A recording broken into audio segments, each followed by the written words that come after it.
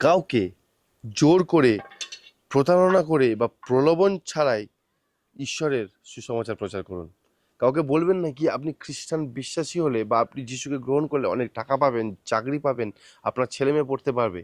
এইভাবে কাউকে খ্রিস্টান করবেন না, এইটা করা ভুল। সকলকে জয় যিশু। বন্ধুরা, আমি জয়মণ্ডল আপনাদের সকলকে আবার স্বাগত জানাই আমার ইউটিউব চ্যানেলে। বন্ধুরা, আজকে আমি যে বিষয় আপনাদেরকে বলতে চলেছি সেটি হলো বিশ্বাসে অটল থাকো, নির্যাতন, স্বাধীনতা ও আশার সময়।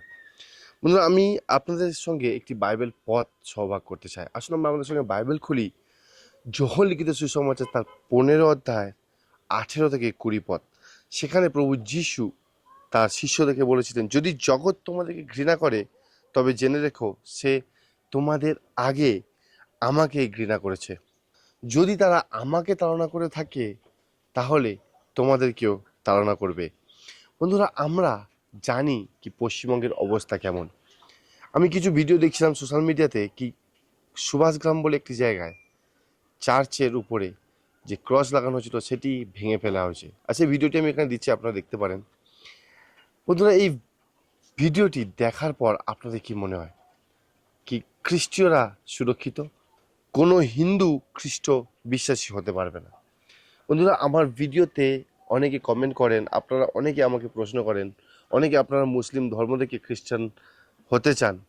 বন্ধুরা, আমি আপনাদের ধর্ম পরিবর্তন করার জন্য নেই, আমি আপনাদেরকে শুধুমাত্র সুসমাচার শোনানোর জন্য আছি। আর ঈশ্বর আমাকে এটি কাজ দিয়েছে কি, যাতে আমি আপনাদের কাছে সুসমাচার ছড়াতে পারি। বন্ধুরা, আমরা যদি বাইবেল দেখি, আজকে এই পৃথিবীর এই সময়ের কথা আগে থেকে ঈশ্বর বলেছিল। আজ আমরা একটি গুরুত্বপূর্ণ বিষয় নিয়ে আলোচনা করব, আর সেটি হলো খ্রিস্টানদের উপরে নির্যাতন নিয়ে। বন্ধুরা, এটি কোনো নতুন বা হঠাৎ হওয়া কোনো জিনিস নয়। নির্যাতন বা তাড়না আজ হচ্ছে পশ্চিমবঙ্গে খ্রিস্টানদের উপর, এমন নয়। বহু বছর থেকে এটি হয়ে আসছে, শুধুমাত্র ভারতবর্ষে বা পশ্চিমবঙ্গে বা বিহার বা ছত্তিশগড়ে নয়, পৃথিবীর বিভিন্ন দেশে খ্রিস্টানরা নির্যাতনের শিকার হয়েছেন। যিশু কখনই তার অনুসারীদেরকে বলেননি কি তোমাদের জীবন খুবই শান্তিময় এবং খুবই আনন্দময় এবং খুবই ভালো হবে। তিনি প্রতিশ্রুতি দিয়েছেন যে তিনি সর্বদা আমাদের সঙ্গে থাকবেন। বন্ধুরা, আজকে নির্যাতন নতুন কোনো বিষয় নয়। পবিত্র বাইবেল আমাদেরকে শেখায় যে খ্রিস্টের জন্য কষ্ট ভোগ করায় বিশ্বাসের একটি অংশ। আমরা যদি বাইবেল দেখি, মতি তার 5 অধ্যায় 10 আর 12 পদে বলে, ধন্য তারা যারা ধার্মিকতার জন্য নির্যাতিত হয়। দ্বিতীয় তিমোথেও 3 অধ্যায় 12 পদ আবার বলে, যারা খ্রিস্ট যিশুতে ধার্মিকভাবে জীবনযাপন করতে চায় তারা সকলেই নির্যাতিত হইবে। এই নির্যাতন বা এই চার্চ ভাঙা বা তাড়না, এই সমস্ত কিছু নতুন নয়। এই সমস্ত কিছু আগেও হয়েছিল, শিষ্যদের সাথে হয়েছিল, প্রভু যিশুর সঙ্গে হয়েছিল, এবং অন্যান্য অনেক বিশ্বাসীদের সঙ্গেও নির্যাতন হয়েছিল। প্রেরিত তার 5 অধ্যায় 41 পদ বলে, প্রেরিতরা আনন্দ করলেন যে তারা খ্রিস্টের জন্য অপমান সহ্য করার যোগ্য গণ্য হয়েছেন। বন্ধুরা, আপনাদেরকে যখন অপমান করা হবে, আপনাকে যখন তাড়না দেওয়া হবে, আপনারা মনে রাখবেন কি প্রেরিতরা, তার শিষ্যরা অনেক আনন্দ পেয়েছিল এই তাড়নার সময়। কিন্তু আমরা হয়তো চিন্তিত হয়ে পড়ছি কি আমাদের সঙ্গে এই তাড়না হলে আমরা কি করব, বা এই যে তাড়না হচ্ছে, আমাদের যে চার্চ ভাঙা হচ্ছে, সেটা নিয়ে অভিযোগ করছি আমরা। বন্ধুরা, এর থেকেও অনেক ভয়ঙ্কর তাড়না বিদেশে হয়েছিল।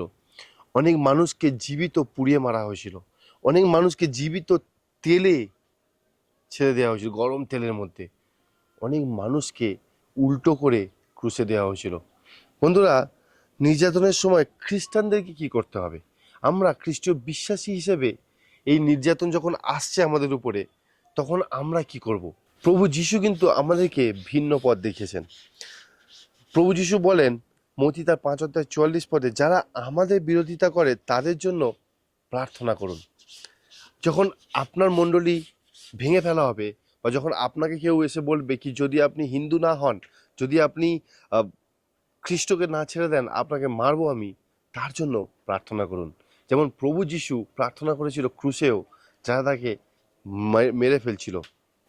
রোমিও তার 12 অধ্যায় 21 পদ আপনারা পড়তে পারেন, সেখানে বলে মন্দের পরিবর্তে মঙ্গল করুন। মনে রাখবেন, আমাদেরকে মন্দের পরিবর্তে মন্দ করতে হবে না। কেউ যদি আমাদের গির্জা ভাঙছে, তাদের মন্দির গিয়ে ভাঙবেন না। আপনারা তাদের মঙ্গল করুন, তাদেরকে প্রেম দেখান, তাদের জন্য প্রার্থনা করুন। ইফিসীয় তার 4 অধ্যায় 15 পদ বলে প্রেমের সঙ্গে সত্য কথা বলুন। সত্য বলা খুবই প্রয়োজন, কিন্তু সেটি প্রেমের সঙ্গে হওয়া প্রয়োজন। আর শেষে ভয় না পেয়ে সৎ কাজ করতে থাকুন। বন্ধুরা, আমরা অনেকে সেবক আছি যারা ফিল্ডে কাজ করি, প্রচার করি। তারা হয়তো অনেকে ভয় পাচ্ছেন কি আমাদেরকে মারবে। আমি জানি এমন একজন দাদা যে ঈশ্বরের সেবা করে, তাকে অনেকে ধরে মারধর করেছে, কিন্তু সে তার সেবা কাজ বন্ধ করেনি। তিনি তার সেবা কাজ চালিয়ে গিয়েছেন। বন্ধুরা, খ্রিস্টান ধর্মের শক্তি কখনো প্রতিশোধে নয়, বরং প্রেম, ক্ষমা এবং বিশ্বস্ত সাক্ষ্যই খ্রিস্টান ধর্মের ভিত। আমি এখন আসি আমাদের সংবিধানের প্রতি। বন্ধুরা, আমাদের সংবিধান বলে ভারত একটি গণতান্ত্রিক ও ধর্মনিরপেক্ষ রাষ্ট্র।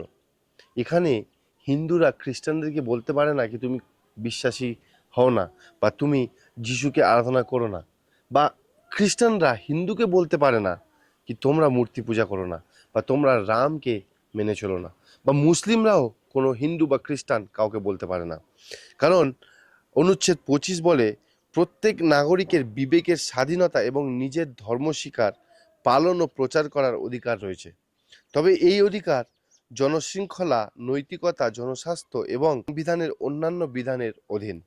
অনুচ্ছেদ 26 বলে প্রত্যেক ধর্মীয় সম্প্রদায় তাদের ধর্মীয় প্রতিষ্ঠান পরিচালনা করতে, ধর্মীয় বিষয় পরিচালনা করতে এবং আইন অনুযায়ী সম্পত্তি পরিচালনার অধিকার রাখে।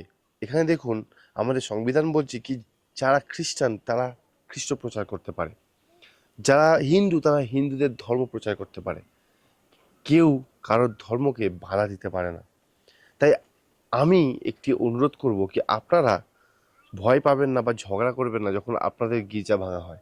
আপনারা আইনি পদক্ষেপ নিন, কারণ আইন আমাদেরকে শক্তি দেয় কি আমরা একটি ধর্মনিরপেক্ষ রাষ্ট্রে বসবাস করি। বন্ধুরা, কোনো ব্যক্তিকে কোনো নির্দিষ্ট ধর্মের প্রচারের জন্য কর দিতে বাধ্য করা যাবে না, অনুচ্ছেদ 27 বলে। আর এটি আমাদের ভারতীয় সংবিধান। এই অধিকার সব ধর্মের মানুষের জন্য সমানভাবে প্রযোজ্য। খ্রিস্টান, হিন্দু, মুসলিম, শিখ, বৌদ্ধ, জৈন এবং অন্যান্য সকল ধর্মাবলম্বীর জন্য একই সঙ্গে এই স্বাধীনতা আইনসঙ্গত সীমাবদ্ধতার অধীন। সংবিধানকে সম্মান করা এবং মেনে চলা সমস্ত বিশ্বাসীর কর্তব্য। দায়িত্বশীলভাবে ধর্মীয় স্বাধীনতা ব্যবহার করা। কাউকে জোর করে, প্রতারণা করে বা প্রলোভন ছাড়াই ঈশ্বরের সুসমাচার প্রচার করুন। কাউকে বলবেন না কি আপনি খ্রিস্টান বিশ্বাসী হলে বা আপনি যিশুকে গ্রহণ করলে অনেক টাকা পাবেন, চাকরি পাবেন, আপনার ছেলে মেয়ে পড়তে পারবে। এইভাবে কাউকে খ্রিস্টান করবেন না। এইটা করা ভুল। শুধু খ্রিস্টানদের নয়, সকল মানুষের ধর্মীয় স্বাধীনতাকে মর্যাদা ও সম্মান করুন। শুধু আপনি খ্রিস্টান বলে আপনি গিয়ে হিন্দুদেরকে বলবেন না আপনার ভগবান ভুল বা আপনি ভুল করছেন, এমন করাটাও আপনার পক্ষে উচিত নয়। আর শেষে আমি আপনাকে বলতে চাই, পরীক্ষার সময়ও প্রভু যীশু আমাদের জন্য আশা রেখেছেন। তিনি বলেছেন, রোমিও তার 8 অধ্যায় 35 থেকে 39 পদে আমাদের মনে করিয়ে দেয় যে কোনো কিছুই আমাদের খ্রিস্টের প্রেম থেকে বিচ্ছিন্ন করতে পারে না। কঠিন সময় ঈশ্বর আমাদের বিশ্বাসকে আরও দৃঢ় করেন, আমাদের চরিত্রকে পরিশুদ্ধ করেন এবং সুসমাচারকে আরও বিস্তৃত করেন।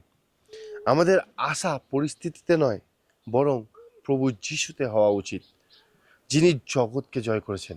তিনি সমস্ত মন্দকেও জয় করতে পারেন। আমরা গ্রহণযোগ্যতা পাই বা আমাদেরকে তাড়না করুক, আমাদের একটি কাজ করতে হবে, ঈশ্বরকে ভালোবাসতে হবে, আমার প্রতিবেশীকে ভালোবাসতে হবে, যারা আমার বিরোধিতা করে তাদের জন্য প্রার্থনা করতে হবে, সাহস, প্রেম এবং সততার সঙ্গে জীবনযাপন করতে হবে, এবং সর্বদা প্রভু ঈশ্বর, প্রভু যীশু খ্রিস্টের উপরে ভরসা রাখতে হবে। আমাদের জীবন যেন যীশু খ্রিস্টের প্রেম, অনুগ্রহ ও শান্তির জীবন্ত সাক্ষ্য হয়ে উঠতে পারে। প্রভু যিশু আপনাদের সকলকে আশীর্বাদ করুন। আসুন প্রার্থনা করি। স্বর্গীয় পিতা, আমরা তোমাকে ধন্যবাদ জানাই যে তুমি আমাদের উপাসনায় স্বাধীনতা দিয়েছো এবং সর্বদা আমাদের সঙ্গে সঙ্গে আছো। যখন আমরা কষ্টের সম্মুখীন হই তখন আমাদের সাহস দাও, তোমার বাক্য অনুসারে চলার জ্ঞান দাও এবং সকল মানুষের প্রতি ভালোবাসা দাও। ভারতবর্ষকে শান্তি, ন্যায় বিচার ও সম্প্রীতিতে আশীর্বাদ করো। যেসব মানুষ তাদের বিশ্বাসের কারণে কষ্ট ভোগ করছেন তাদের রক্ষা করো। আমাদের এমন বিশ্বস্ত সাক্ষী করো যেন আমাদের জীবন ও কথার মাধ্যমে মানুষ খ্রিস্টকে দেখতে পায়। আমাদের এই ছোট্ট প্রার্থনা প্রভু যীশু খ্রিস্টের নামে চাই, আমেন।